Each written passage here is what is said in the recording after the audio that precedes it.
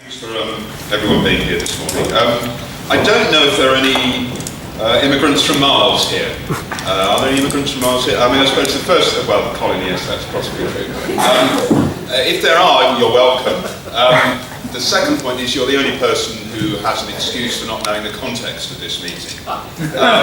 Because anyone who's half alive in Britain today knows that this is a serious political question which every socialist activist has to face.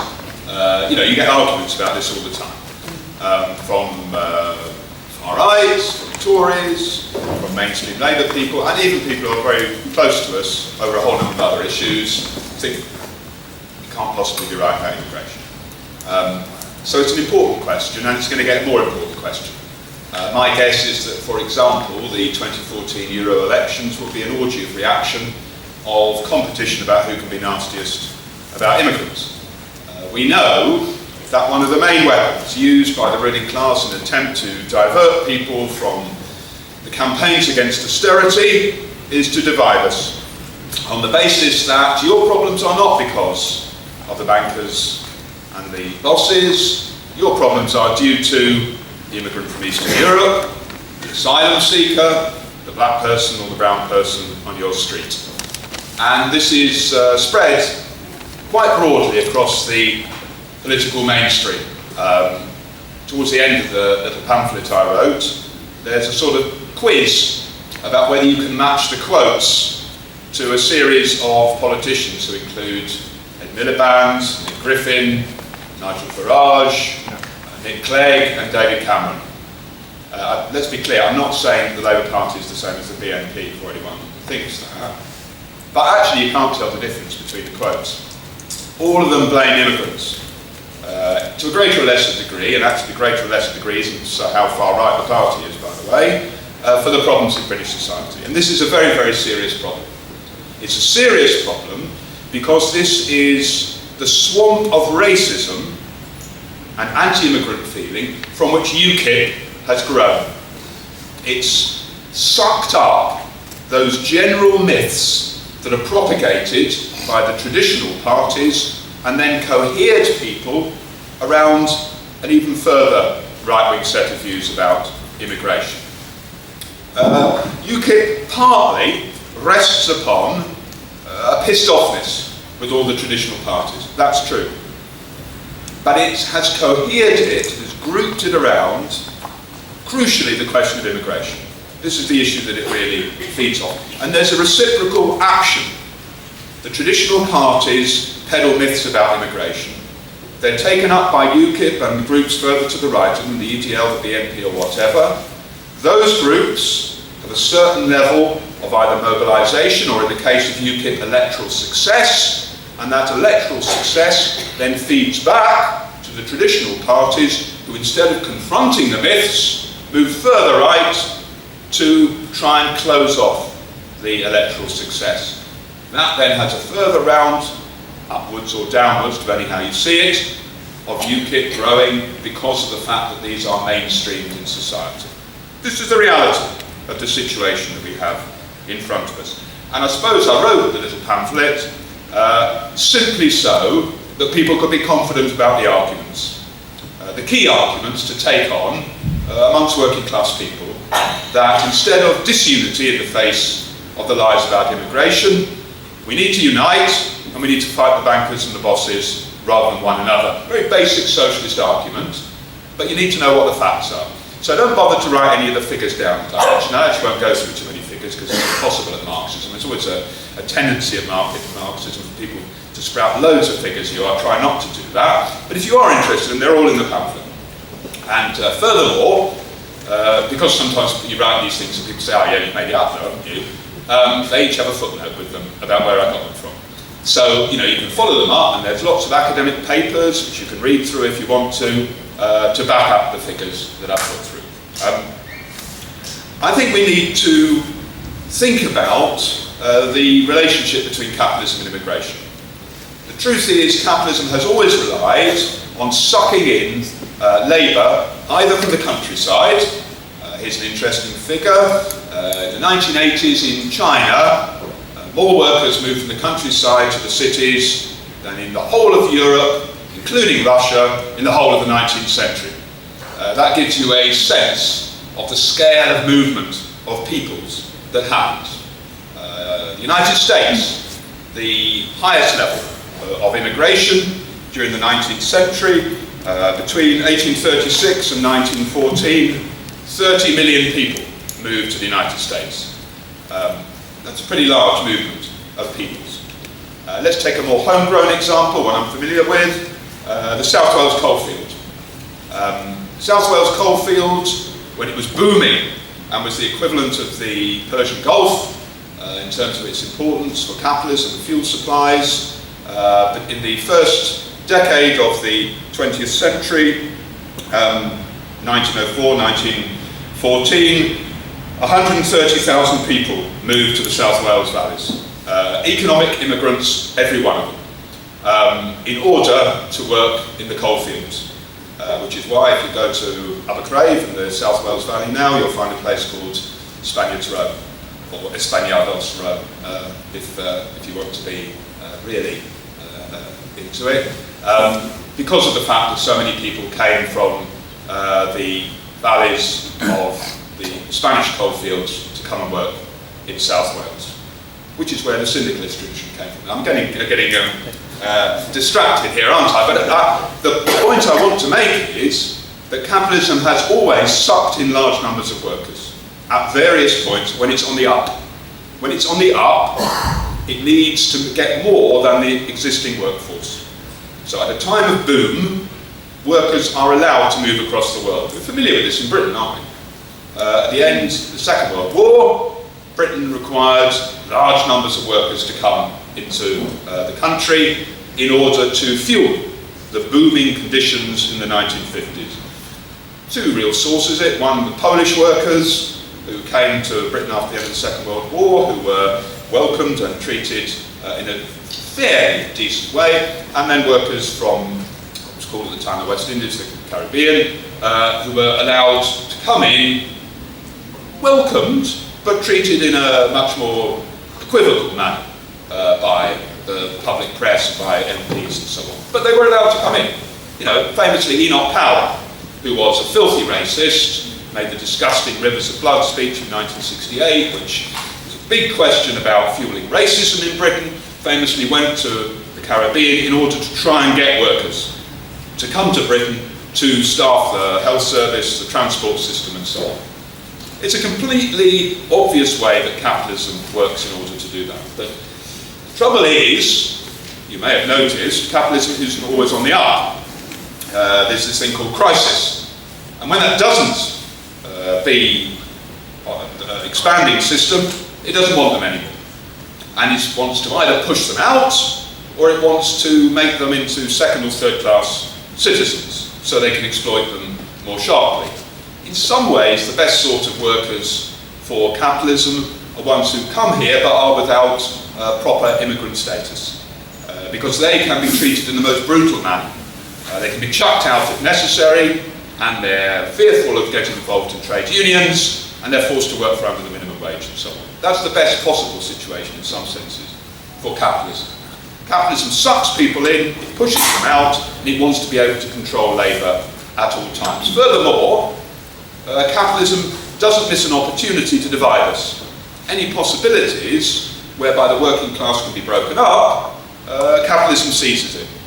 And therefore the distinction between those people who were born here and those who've come here to work is one that capitalism constantly plays on. Even though most of us, I won't ask you this, but you know, if you go back one or two generations in most people's families, they will find someone who was an immigrant.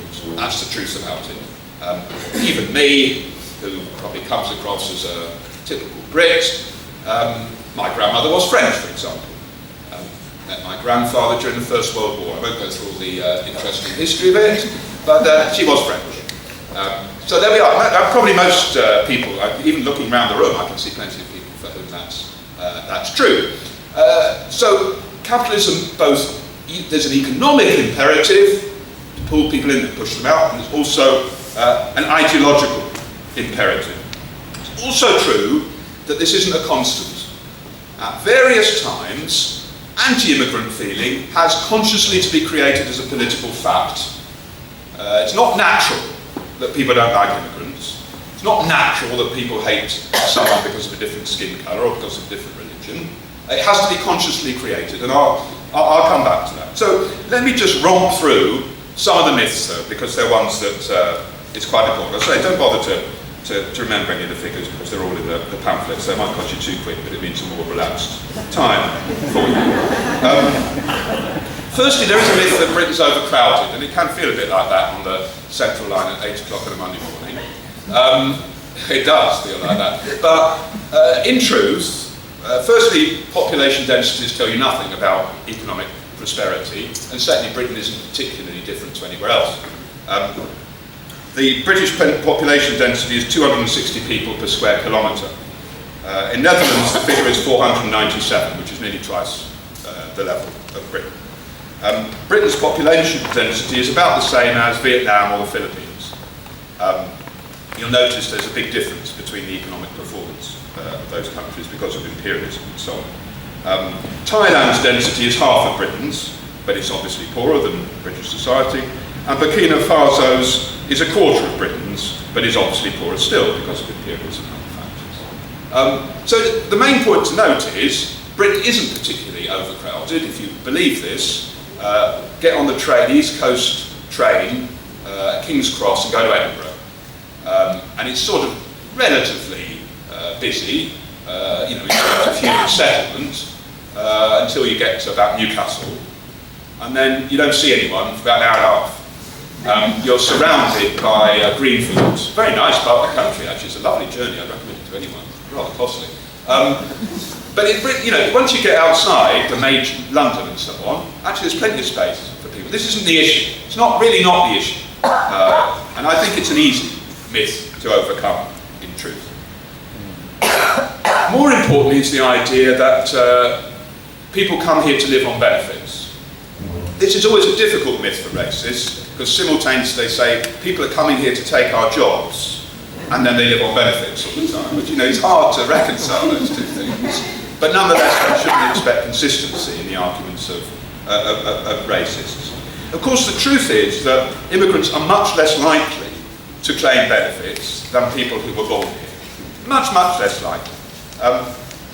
The figure is that migrants, that's people who, you know, were born outside Britain and now live in Britain, represent about 13% of all workers in England and Wales, but only 7% of out of work claimants. So half the level of people who were born here. And of the 2 million net migrants to the UK from the 8 Eastern European countries that joined the EU in 2004, 2 million, just 13,000 of them have ever claimed job seekers allowance. I mean, that's really a tiny number, isn't it? I mean, 10% of 2 million is 200,000, 1% therefore is 20,000, so less than 1% have ever claimed job seekers allowance. That's an extraordinarily low figure. Now, why is this? It's because most people come to Britain, unsurprisingly, for a job.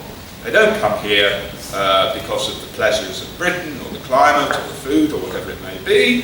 They come here because there's work to be had here. And they're generally younger, they're generally healthier than the native population, they're generally less likely actually to have children than the native population. This is one of the main reasons why all the studies demonstrate that migrants put far more into the economy than they take out of the economy. Now, over time it may change, you know, because one hopes that people may feel able to stay here till they're pensioners, till they have children, their kids go to school, all those sorts of things. In other words, they're allowed to live a normal life. But at the moment, that's not true. And lots of migrants actually leave Britain. I mean, you can see this with Eastern Europeans. The in and out flows are absolutely dependent on the jobs market in Britain. So during a time when unemployment is low in Britain, you get quite a lot of people from Eastern Europe. When there's no jobs, a lot of them return to the countries from which they came. And you only have to reverse the fact. I mean, there's probably people in this audience, it would be remarkable if they were not, who are unemployed. But very few of them will think, I think I will go to Brazil somewhere because I hear there's an economy on the up. Or I'll go to Poland. You could go to Poland tomorrow, any of you. I'm not encouraging you, but you could do. You could go to Poland or Paris. Now there's obvious reasons why you don't. The language may be a problem. You may think, I'm not sure I'll be able to get a job there. It means ripping up all your ties with your family, your friends, your mates, your possibilities of perhaps getting a job a little later on. The only reason you would go is because you're a bit desperate and because there's a job for you to go to. And this is the reality of what migrants' lives are like. There is an argument about services as well. This is the one that Labour generally falls back on the way. They generally say, it's completely obvious, isn't it? It's common sense that if lots of immigrants turn up in your area, then there's more pressure, that's the word they use, more pressure on the health service, on education and so on. We don't dislike these people, but it's true. They will come here and there's too many of them pressuring the health service and the education services. Now, two things to say about that. One, this doesn't recognise that every migrant is simultaneously someone who has a call on the society around them, but also someone who contributes to the society in which they live. And most human beings can do more using their energy, their skills, their initiative, than they take out of society if they are allowed to do so. It's the fault of capitalism that holds people back from doing this. But nonetheless, it's true. In general terms, everybody is simultaneously, if you like, a mouth to feed and a pair of hands that can be used and a brain to improve society. It's a very obvious and basic argument, but quite an important one to believe. Secondly, this is even more true about the health service and the education service. Put quite bluntly, the health service would not exist without immigrant workers. They're not a drain on the health service, they're the people who built the health service and continue to staff and run the health service. And we wouldn't have a health service as we do without them. And the figures show about 30% of doctors and some 40% of nurses and related staff were born outside Britain. Now come on, if we simply remove those, what do you think would happen? There'd be a rushing of indigenous-born people who would be able to float. Not at all. I mean, the reality is, the British health service in some ways loots the global south for health staff. I don't want to overemphasise this bit, but there are quite a lot of health staff who are trained abroad and then are brought to Britain without the cost of the British health service having to train them. An African nation, for example, trains someone and then they come here to work in Britain. Now, they're welcome to come to Britain. It's a fantastic thing they come to Britain. But let's recognise as well that in some ways it's a looting of the global south that goes on around this question. There is a quotation. I'm not entirely sure it's true, but anyway, there is a quotation that there are more nurses from Malawi and Manchester than there are in Malawi. I'm not completely convinced by the figure, but nonetheless it's one that was used by a Labour minister, so it's one I use sometimes. But there's a level of truth in that question. What about education? Again, if you look at education, many schools are completely reliant on staff who've migrated to Britain. Wouldn't exist without them, particularly in the big cities. People who've come here are absolutely essential towards it. What about housing? New migrants make up 3% of the British population, but less than 2% of those in social housing. And on general terms, migrants are about half as likely to be in social housing as people who were born in Britain. Actually, a large element of that is because of racism, because of various earlier periods of British history. Councils and other social housing landlords prevented migrants from getting social housing. Quite large numbers of them were often forced to live in overcrowded places in private renting. But let's destroy that. You're half as likely to be in social housing if you're a migrant. Let's do the two big ones. Jobs. All the studies show that migration has no effect upon the general level of unemployment in society. I'll just quote one. This is the Lemos and Porter's study for the DWP in 2008, we find no statistically significant impact of A8 migration, that's the Eastern Europeans who were allowed in after 2004. We find no statistically significant impact of A8 migration on claimant unemployment, either overall or for any identifiable subgroup. In particular, we find no adverse impact on the young or low skilled. And that's the one that's often said, isn't it? Okay, it's all right for you people who are computer programmers and teachers, but for the young and the low skilled, immigration affects their chances of unemployment. Absolutely none. And there are 4 studies that I instance in the pamphlet, all of which say exactly the same thing. Now you can say it's rubbish, and I know, because I know someone who can't get a job, and there's all these people from abroad who get one, but that's a sort of capitalist delusion. You can't tell about the reality of the society in which you live simply by looking at 1 or 2 anecdotal examples of the sort I've just mentioned.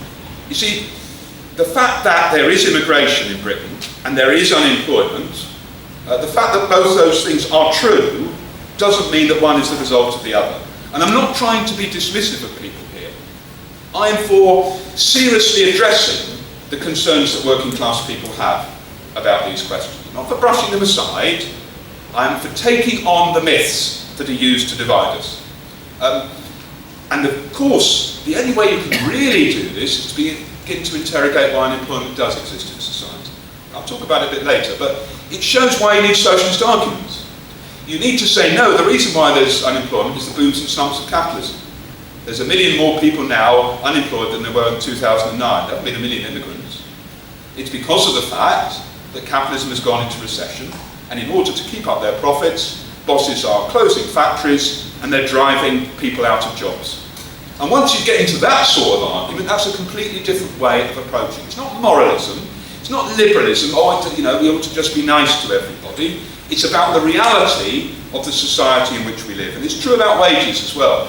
You see, it's absolute common sense, isn't it? If you get lots of people coming here from abroad, obviously there'll be more competition for work, and because of that, it means that wages will be driven down. That's it's common sense that seems the truth about it. It's the same common sense that says, we need bosses and workers, there'll always be leaders and leads, that somebody has to organise us, somebody has to manage the factory, that we can't organise things ourselves, and so on. Again, look at the figures. The biggest study which has been done, the Dustin, Frattini and Preston study, showed that on average, the average British worker, because of immigration, their wages were 1.5 pence an hour better off. So because of immigration, because of its effect upon the economy, on average you get 60 pence a week better off. Okay, that's not too dreadful. The only group in which it had a negative effect was the 10th decile, the lowest 10% of people in the wage structure, of which the loss was 0.7 pence, let me not critify the figures, 0.7 pence an hour, 28 pence a week. Now, it claimed, therefore, that the effect was 28 pence a week for the people at the very bottom of society. Let's even say that's true. And obviously, one of the things one could say is, if they joined a trade union, and if they fought to improve their wages, they couldn't win just 28 pence a week, they could be much better off, because most studies show that trade unionists are 10% wage increase compared to non-trade unions, not just by joining a union, but by organising and fighting. But even if that were true, what is the 28 pence compared to what the Tories and bosses and so on have done over the last 4 years? Tearing away wages, taking away benefits, destroying our services and so on. So it's complete common sense that immigration lowers wages, except every study shows this isn't true. And they're all in the pamphlet, just to show you that. And we have to be much more confident about the examples. It's not true, and furthermore, immigrants have actually improved the British working class entirely to the good. Entirely to the good. So if you look in the 1840s, the Chartist movement, the first great movement of British workers, in fact the first great movement in some ways on a world scale, many of the leaders were Irish immigrants who were treated in exactly the same way. as Muslims are today. Strange habits, strange religion, people who shouldn't really be here. I mean, they were generating the Industrial Revolution, by the way, but nonetheless, they weren't wanted. Nonetheless, they were incredibly important. People like Fergus O'Connor, for example, one of the great leaders of the Chartists, was someone who was an Irish immigrant. And there are many, many other examples of this. And you can go through the contribution of black workers as well towards the British working class movement. I won't go through them all because I've got time to do it, I know that. But it's a very important example. The match women, whose 125th anniversary we're celebrating now, were incredibly important in the period of new unionism. Who were the match women? In general, they're nearly all women. Many of them were as young as 13, and they were nearly all Irish or second generation Irish. They're the absolute bedrock of the revival of the British trade union movement in the 1880s. And if you think about today, for example, the struggles amongst cleaners on the London Underground, they're nearly all, I've been careful, I'm not sure I've ever met anyone who's a cleaner on the London Underground who wasn't an immigrant or second generation immigrant. And they're fantastically important struggles which gave confidence to a whole layer of workers to fight. So let's stop being defensiveness about it. They're not just welcome here on a sort of basic liberal basis. They're welcome here because these are the people who can help us fight back against our own ruling class, against austerity and against capitalism. We want them here. We want them here to be part of a united working class struggle, and we can't just be nice towards them, we can learn from many of these people as well. Couldn't we do with a few more Greeks and Egyptians and Spanish people and Portuguese to talk to us about how we can organise and how we can fight? I've said that the question of how divisions were fostered is a political question. If you look at the history of Britain, of course there's always been anti-immigrant, racist and fascist groups in British society, but up until really the 1960s, the level of overt legislation against immigrants was very, very low. Very, very low. There was an act in 1912, but, and this is an extraordinary fact, at the beginning of the 20th century there were no passports. You realise people didn't have to have a passport. It's almost impossible to think of that, isn't it? You couldn't move from one country to another without a passport. I mean, people always think, oh my God, that would be impossible, wouldn't it? There were no national boundaries of that sort. It's only in the 1960s that you see the deliberate creation in British society amongst all the political parties. I know that the Smethwick election, where a Tory candidate won on the slogan, if you want a nigger neighbour, vote Labour, is seen as a watershed and so on, but there's actually a growing acceptance by all the major parties of a racist agenda, an anti-immigrant agenda, as the long boom of the 1950s and 60s ends. And they have to find a way of scapegoating people for this. The 64 Act, and then the 1971 Immigration Act, are shown how this wasn't the pressure from below about it, it was a deliberate creation of a political fact of anti-immigration by the major parties. And Labour stood against it for quite a long time. In the 1950s and early 60s, Gates School, the Labour leader, said, it's rubbish. Don't worry about people from abroad. Firstly, millions of them aren't going to come here. That's not how it works. They only come here to work. Very basic argument. And if they do, they'll be a good thing for society anyway. It's extraordinary when you... Gates School's a right-wing Labour leader. He stood out against all the calls for legislation right through until 64, when they got into office. Wilson then pushed through a number of acts.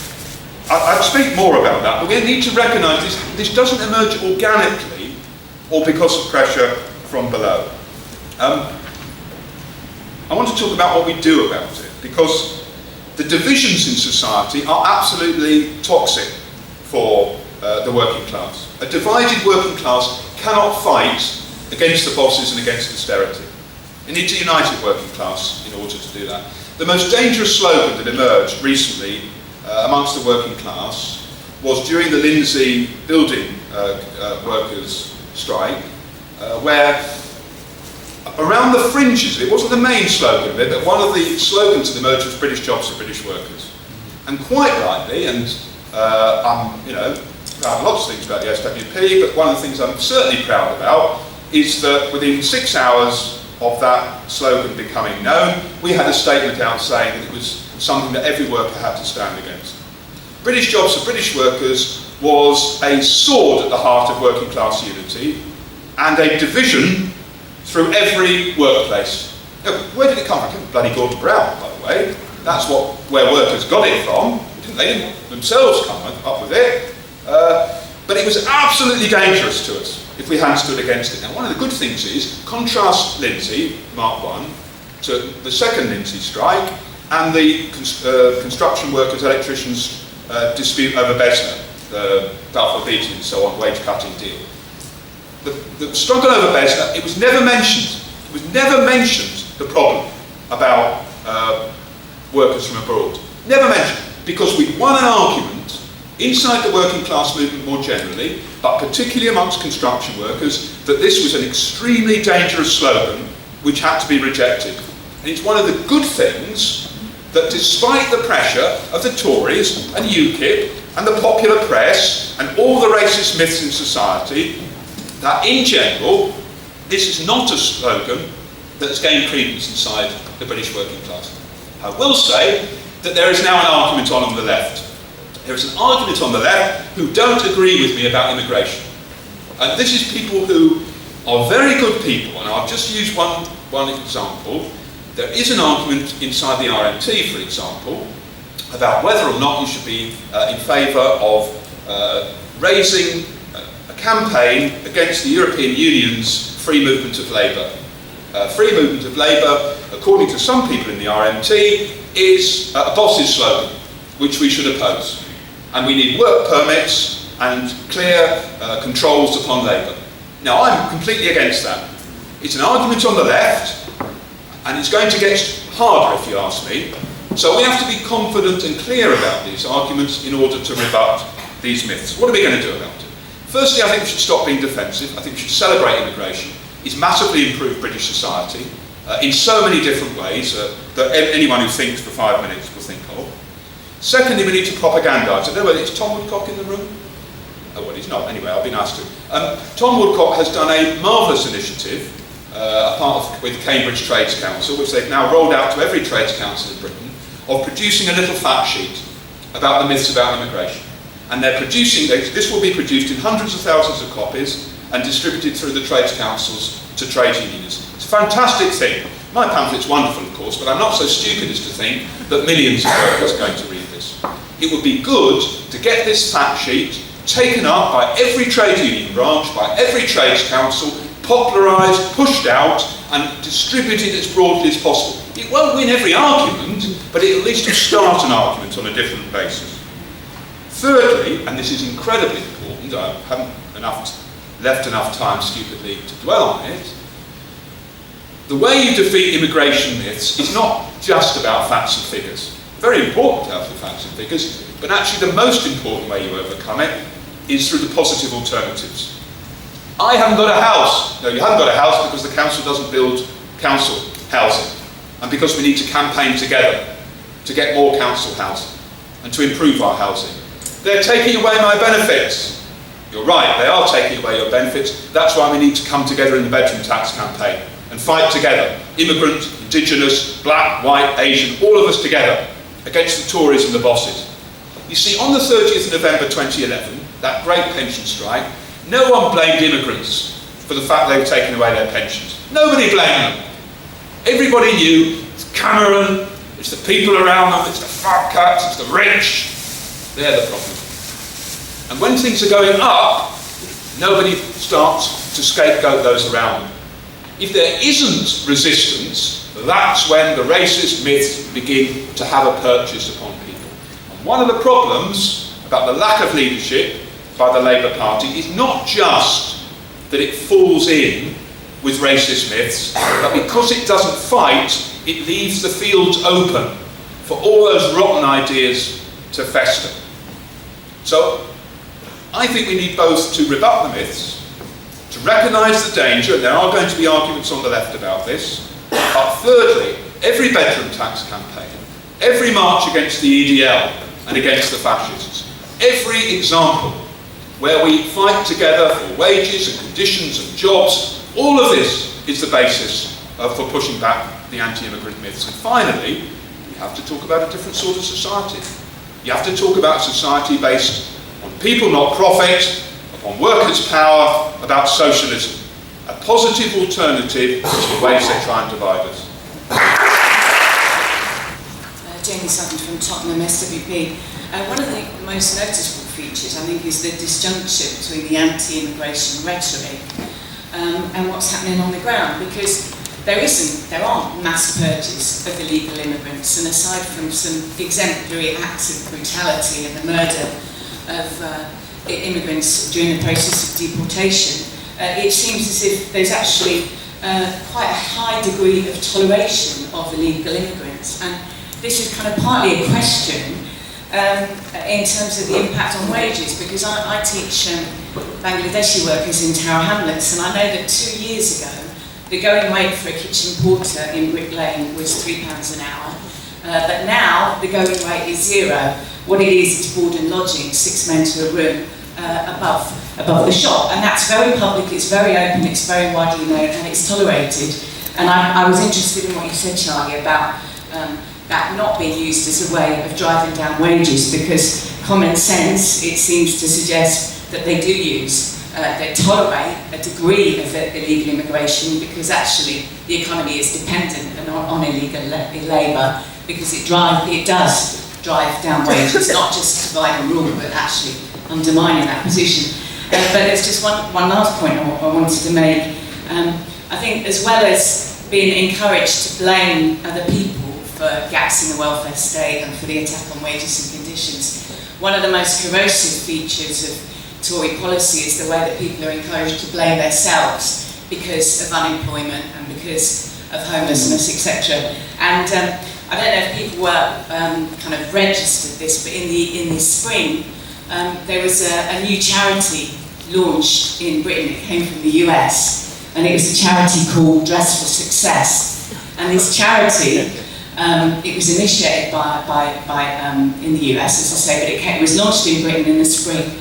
And it was about teaching women, unemployed women, how to present themselves properly, because the reason they weren't getting a job was because they weren't applying lipstick properly or touching up their grey roots or dressing properly. And one of the first volunteer workers for this charity was Samantha Cameron, well-known multi-millionaire, who stretched out panicles to her poor sisters unemployed. So that is the psychological impact as well of people not only blaming other people, blaming migrants and blaming people with disabilities, etc., but also that sense that the working class, we ourselves are to blame because of our inadequacies. Hi, I'm Leonie, I'm not a member of anything yet, but I'm from Wolverhampton, and I just wanted to talk about the clearest example that I can think of this government attacking the working class through immigration, which is the Spousal Visa policy, which many of you will know about, but you have to actually earn over £18,600 if you want to sponsor a foreign spouse, and that actually raises for each child you have, so I think it's £4,000 for each child. So basically, if you're a woman and you have 2 children with your spouse and they're not a British citizen, then you have to earn sort of over £20,000 to sponsor them before they can come here and have a visa and then work together with you. It's an unbelievable system, and it's been going on for a year. It's tearing family apart, and it's particularly obviously affecting the poor and obviously women as well, who generally earn a hell of a lot less than men.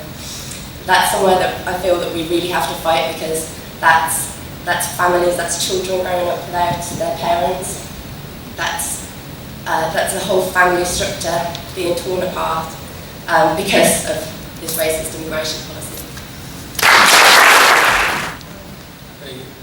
My name is Aftab Khanna. I am from Coventry. Thank you to all here, and welcome to the Socialist Party program. Actually, I would like to draw your attention that current government violating rules and law to deport people forcefully from here. And the people who claim asylum in this country, in UK. You can see in Italy or some other countries, they are not violating the rules, but here in UK you can see the evidence. The members of UK PNP, United Kashmir People's National Party, that's in Pakistan administrative Kashmir, 2 of the workers are deported last October. They have the clear threat against them and cases against them back home, but still they were deported from here. One of them is killed after 1 week of his arrival in back home, and one of them is missing. And plenty of the others as well in the different countries. They have introduced a fast track. They are not listening to the people what they will say, and they are not giving them the time for the evidence, and they are dragging them and deporting them. Thank you very much for this.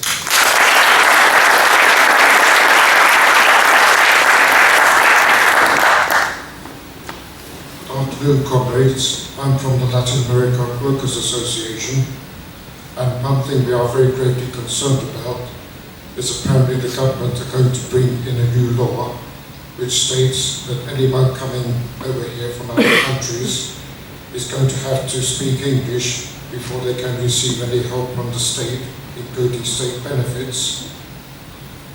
I'm part of a project that teaches English to the Latin American community, and the problem we have is it's not something we can do in just 5 minutes flat. You cannot learn a foreign language in that time. And my question is if the speaker could comment on that. Thank you very much.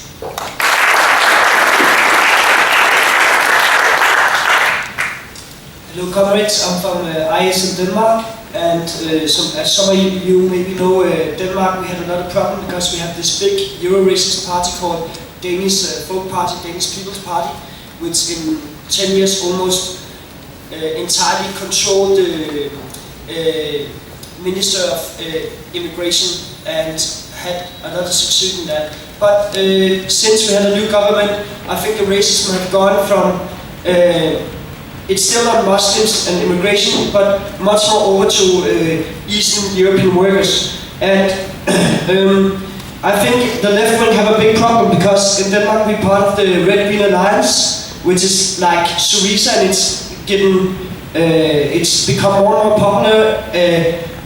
While Social Democrats have been going down since they have had this new liberal policies and stuff like that. But if you look at a thing like social dumping, because it's very clear for us that social dumping is a soil for racism, because Eastern European workers is coming in and working much lower standards, much more dangerous, much more intense, and much lower paid. And we all know, of course, that it's not because of immigration, but it's because of the employees. But the answers you see from the Red Green Alliance and the government is, Social Democratic government, is that the answer is much more immigration control on workplaces, and check if they have legal papers and stuff like that. Instead, if you look at Norway, I know some of the unions there have instead tried to organize the workers, organize the immigrant workers, try to get them into the unions, and that's a completely different, much more offensive policies instead of this defensive policies. Because the answer will be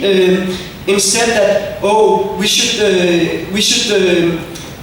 fight the European Union as the primary cause because they accept that free movement of labor.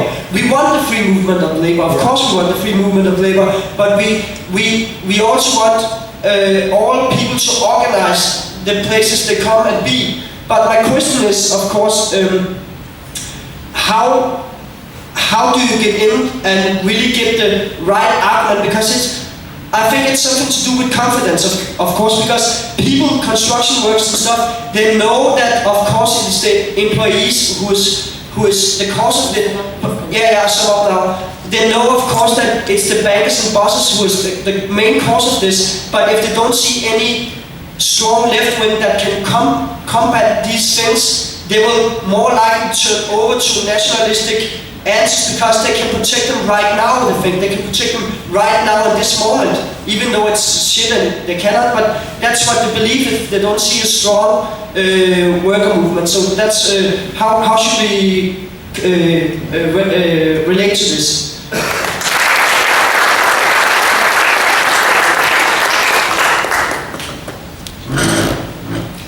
I want to argue that really we have to reject the whole terms of the debate around immigration, because everybody who talks about immigration talks about it as a problem, and I think that is complete and utter nonsense.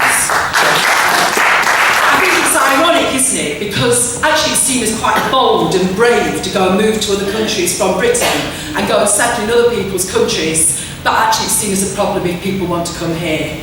And it also is an irony, isn't it, that capital can move across the world wherever it likes, that if human beings do the modern day version really of get on your bike and move to a different country, then they are seen as being a problem.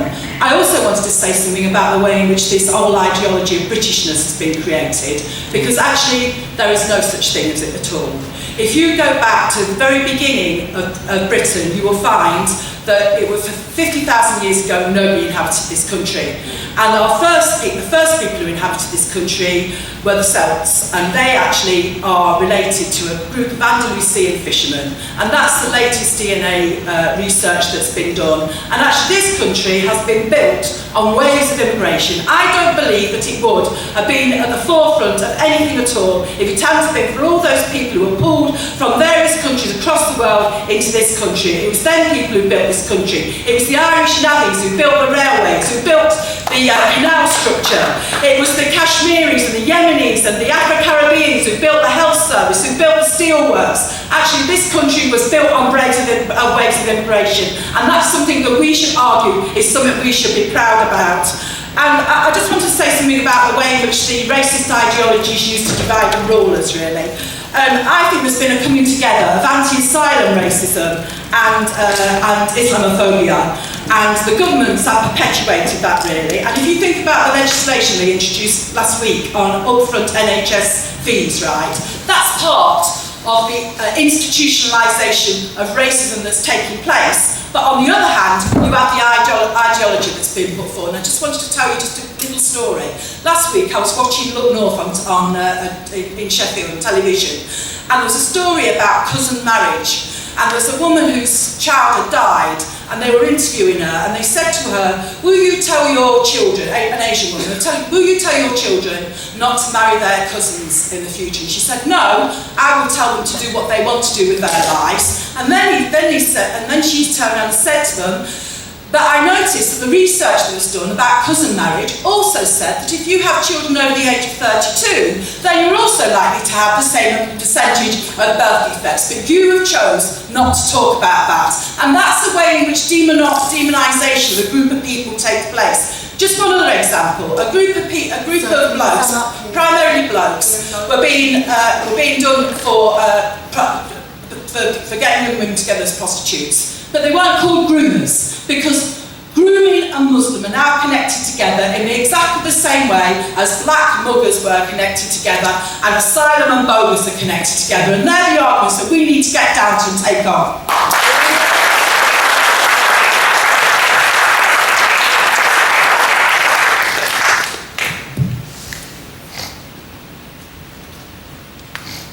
Hello comrades, I'm from Manchester and I'm here to tell you that I'm an asylum seeker, and they fast-tracked my application and refused it, and I was being thrown on the streets. But comrades from SWP and RAPA, which is a human rights organization based in Manchester, they protested outside my home, and I was saved from being on the roads and deported.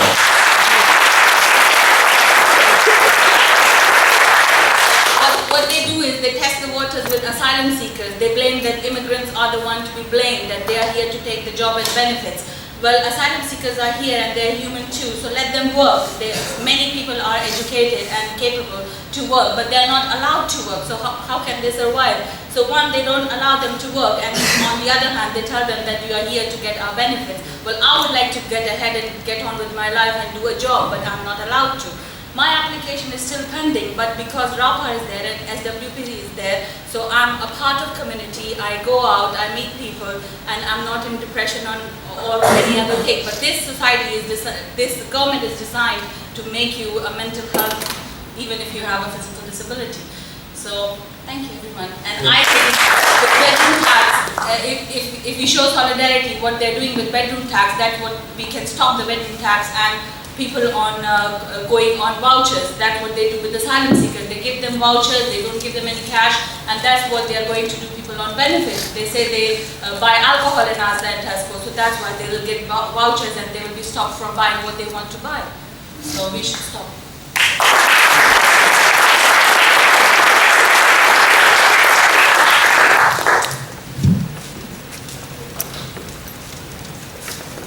Yeah, I wanted to say something about the point Charlie made about how immigration is constructed as a political issue, and how dangerous and volatile that issue of immigration as a vector for other concerns is today. Because in France, in the 1960s, opinion polls showed about 66% of the population thought there were too many Arabs in France. Similar number in polls in the 80s thought that as well. But the huge difference was in the 1980s in France, immigration is the major political issue, and it's constructed as part of a process. It doesn't just emerge. Those ideas can exist as latent ideas. It was deliberately constructed, partly by parties that wanted to shift the blame for unemployment, poor housing, social decay, problems in society onto immigrants to absolve themselves of responsibility,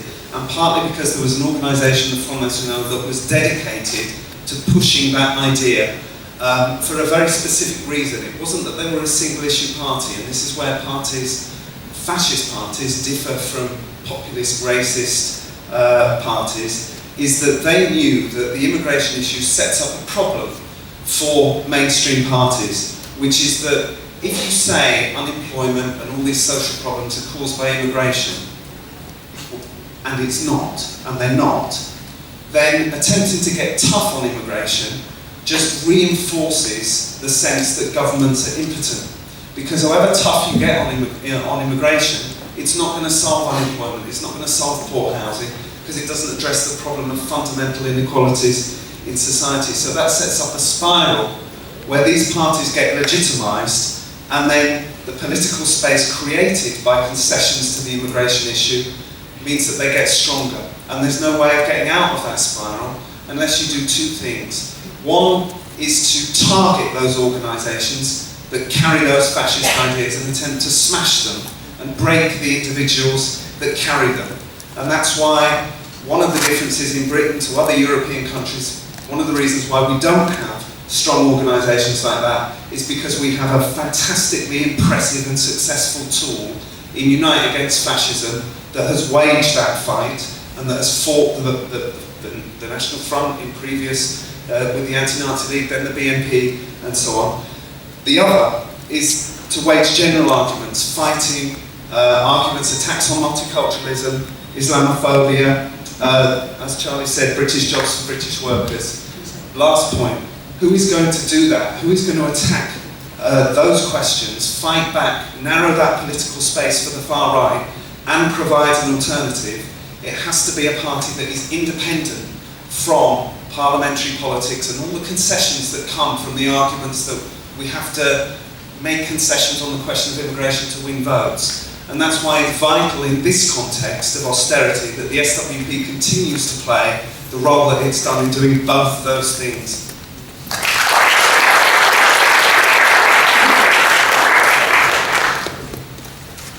Hi comrades, I'm from Australia and I just wanted to share a little bit of what's happening there, because we're faced at the moment with our own brewing Aussie Jobs sort of version of the British Jobs for British Workers campaign, only in some ways it's actually been more dangerous and more difficult because the sort of slogan for Aussie Jobs has gone alongside a slogan against what's called a 457 visa, which is a temporary work visa. And the thing about this visa is the reality is that people who come in and work on that visa do have lesser rights. They're very dependent on their employer. If they lose their job, they can be sent out of the country very quickly. But unfortunately, a lot of the organisations on the left in Australia have taken up this campaign and sort of blocked their ears to the reality of the Aussie Jobs slogan that is underlying it, and instead pretended that in some way it's a progressive fight from the working class against this exploitative visa.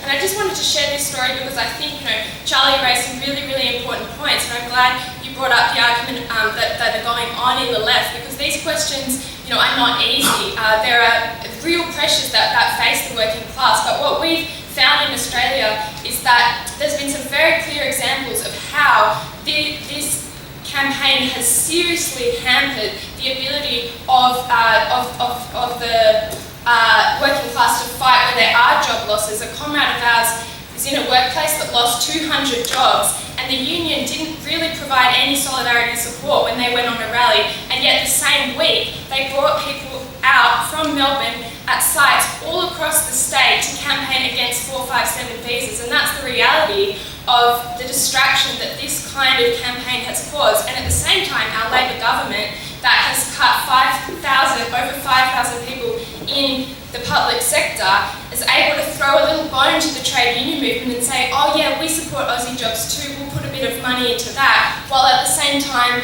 there has been no serious fight for the jobs that are actually being lost. And I think this has been a very, very important lesson for us, I'm sure, about not having a crass analysis that just because the working class has an amazing history of fighting racism and coming together doesn't mean that racist ideas that come from the working class don't get embedded in the working class and need to be rooted out. And just my final point is the importance of, however small, a clear socialist analysis can go a very, very long way. Having that one comrade of ours, in that workplace, able to read the lessons about the British Jobs for British Workers campaign has meant that we've been able to turn that campaign around. And I think the lesson here is the importance of clarity. However small you are, being willing to make the hard argument, it will put you in good stead for a long, long time to come. So.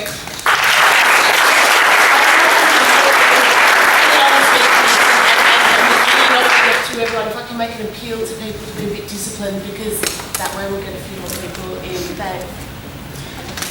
I'm a migrant. I came from Liverpool down to London in the 1970s. But it's really funny, isn't it, that people don't say, well, it's all right, I came, but what if everyone came from Liverpool? I mean, I've integrated a bit, I've toned down my Scouse accent and everything, but they don't say it'd be a great, what tremendous pressure it would be on the health service and education. Why don't they introduce internal border controls like they did in the old Soviet Union, for example? It doesn't really make sense, and that's one thing we should point out to them. I'm one of those people on the left that I've got difference with the SWP. I'm from the CPGB and the Weekly Worker. It's not the difference that Charlie pointed out. I'm totally for open borders and against immigration controls. But here's the difference that I've got. When Charlie said the propaganda they keep on coming out with, migrants are the problem, asylum seekers are the problem, the black and brown person on the street is the problem. No one in the mainstream would say that last thing. No one will come out with such overt racism. That's because, since I would say about the 60s, there's been a gradual change in ruling class ideology. It's still an ideology of British chauvinism. But whereas originally it was mixed up with racism, now racism no longer fits the bill. It definitely was essential to justify slavery, to justify colonialism, but today, what is the thing? They've got black and brown people amongst their leadership. They put black and brown people on the TV to read out the news. The message is brown, black, white. So long as we're British and we define ourselves against the other, that is what's important.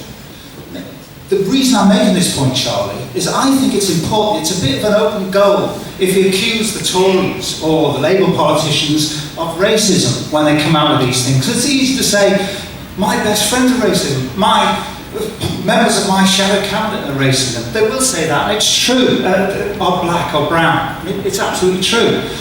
We're disarming ourselves by not getting to grips with what their ideology is. They've changed their ideology over the years. And it's now, their ideology today is one of anti-racist British chauvinism. It's just as pernicious, just as dangerous, and we should just oppose it just as much, but we have to understand what it is in order to combat it.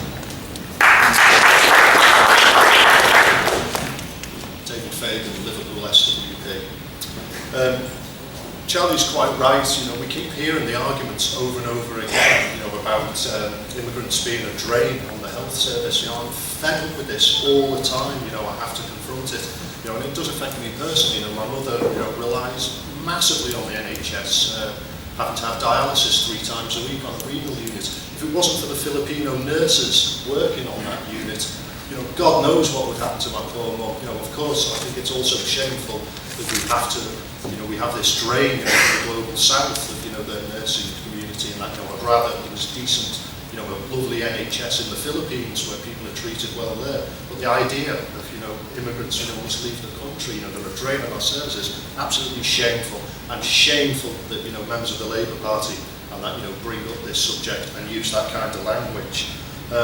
Comedian Mark Steele, a while back, he came up with a sort of novel way of how people who sort of had hardline views against immigrants, should act within society.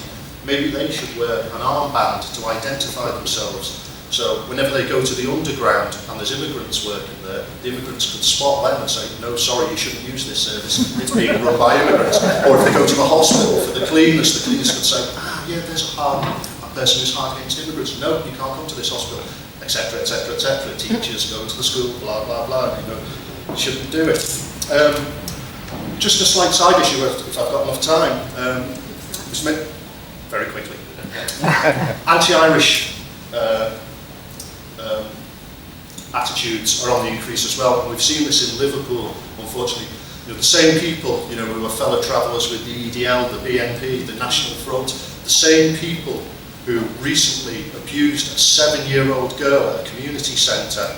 She'd gone there with her parents who'd adopted her to discuss about having a wedding reception. Members of the National Front there were making monkey chants and telling her to go back home. Absolutely disgraceful. The same people who were in the city centre abusing a young Muslim woman for wearing a headscarf, they are now standing at the side of the road when there's marches in Liverpool for the Irish community, attacking us, calling us child killers. The same people, they come from the same pool, and they've got to be combated. Thank you.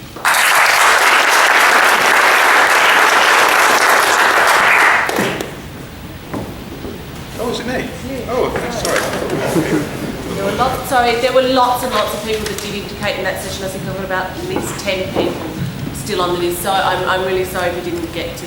The point Jenny made about illegal immigrants, I think I did say that the ideal situation in some centres for capital was precisely illegal immigration, because you are able to exploit people without them having the recourse to the means of fighting back.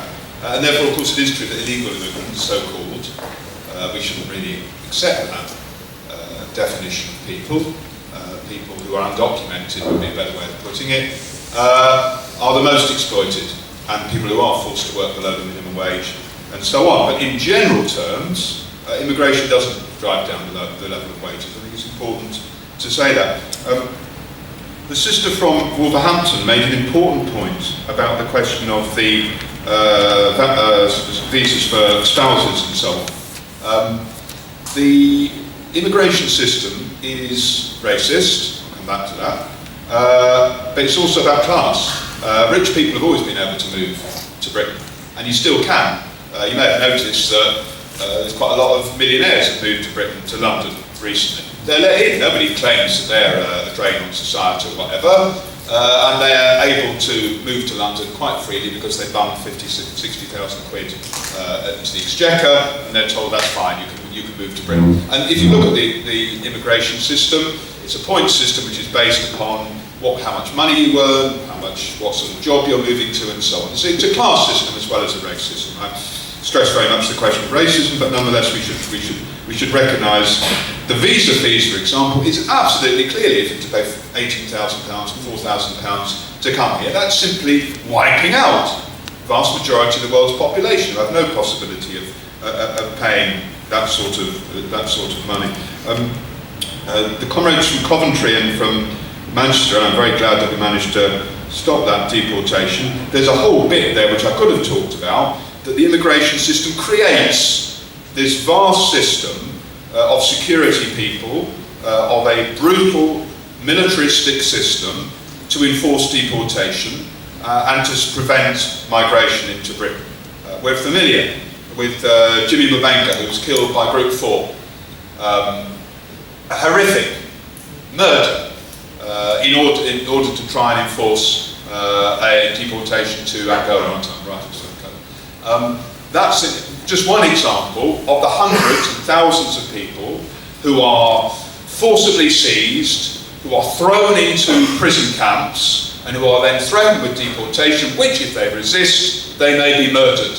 That's the reality of the system it creates, and that's the other side of the immigration system. It exists on a British national scale, it exists on a European scale as well, a vast collection of militarist systems.